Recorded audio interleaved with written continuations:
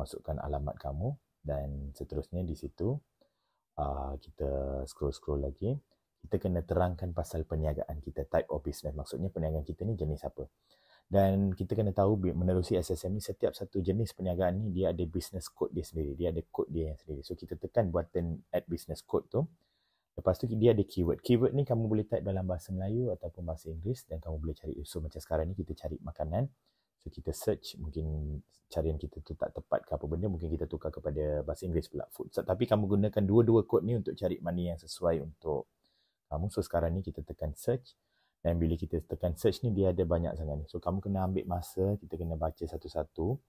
Dan daripada keyword ni, kita kena tentukan yang mana yang terguna pakai untuk kita. Tapi apa yang kita perlu ingat ni, kita bukan hanya boleh guna satu bisnes tu, satu keyword saja, tak ada. Kamu nak gunakan berapa banyak keyword sekalipun boleh, selagi mana ianya adalah relevan dengan perniagaan kamu, kamu boleh buat. So kita tekan OK dah situ, kita dah tick situ, kita masukkan. So bila kita masukkan tu, kamu boleh nampak di situ kita ada business code di sebelah kiri dan di sebelah kanan kita ada penerangan mengenai apa maksud business code itu. Dan dari situ sebenarnya pada kebanyakan masa kita boleh copy, kita boleh paste, tapi kamu kena terangkan mengenai apa yang kamu buat. Kalau kita kata kita jual makanan jenis apa yang kita buat. Kalau kita buat memproses makanan, kita memproses makanan jenis macam mana.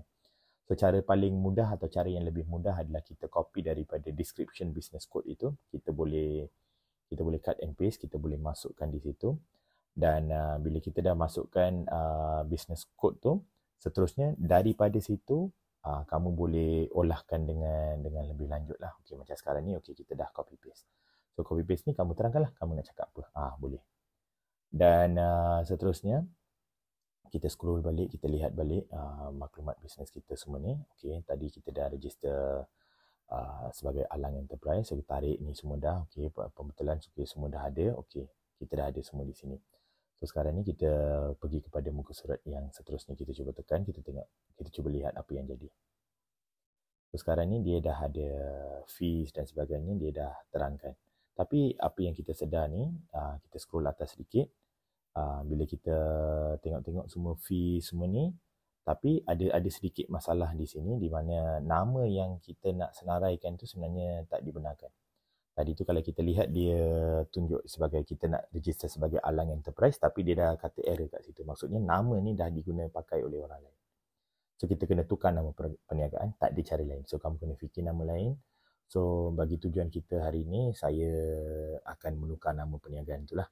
So kita back sebab kita kena pergi semula kepada muka surat pertama yang kita masukkan nama tu. So nama di situ kita kena edit dekat situ. So untuk I sekarang ni saya akan tambahkan huruf I. So kita panggil Alang Enterprise.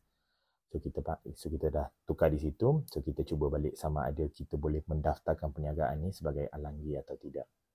So sekarang ni ada form declaration. Maksudnya bila ada declaration ni, maksudnya besar kemungkinan permohonan kita boleh diterima. So kita preview dulu. So bila kita preview, dia akan bagi kita semua butiran. So kamu lihat balik semua butiran ni, sama ada kamu bersetuju dengan butiran ini ke, ada pembetulan ke apa ke, dan kamu masih ada peluang untuk pembetulan. So tapi kalau kamu bersetuju, kita tekan submit payment dan seterusnya dia akan membawa kita kepada muka surat untuk buat pembayaran dan sebagainya.